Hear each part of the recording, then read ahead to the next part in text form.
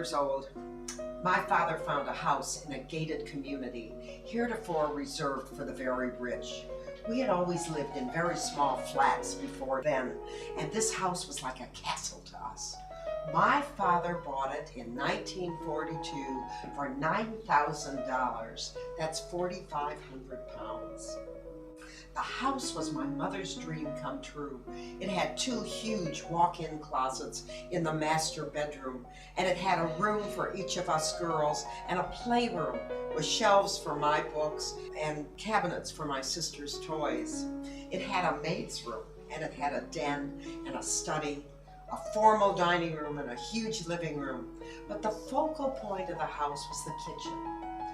Cooking was my mother's art, and we would sit in the kitchen and watch my mother prepare the meals we would eat that day.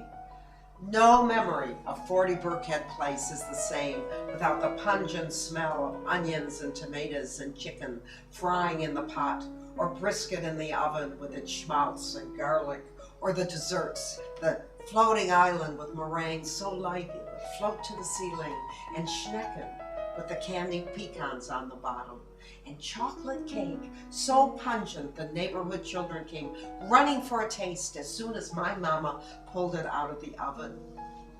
My favorite room in the house was down the basement.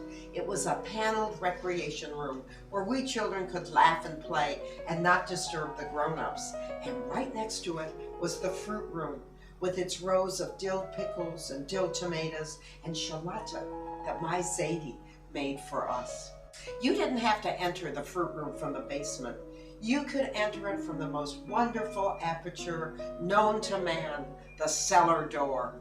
How many times did my cousin Jessica and I slide down that cellar door, and how many times did we bend over and grit our teeth when my mama took the slivers out of our bottoms?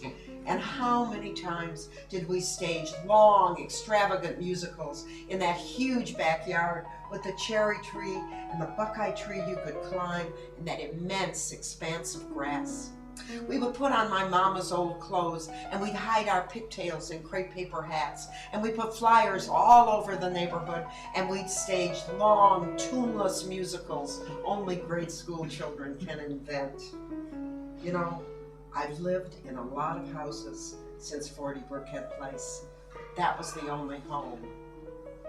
Home was the rose climbing up the side of the garage, and home was the copper beech that was the same size I was when we moved in and grew even faster than I did. And home was the screened-in porch where we fanned ourselves against the August sun. And home was the kidney-shaped couch where I sat by the bay window and waited for my date to pick me up and romance to begin. I can still feel the excitement of that white stucco house with the maroon trim windows. I can hear the swing music coming out of the open window. I can hear Zeke barking next door and Mary Kaplan practicing her scales.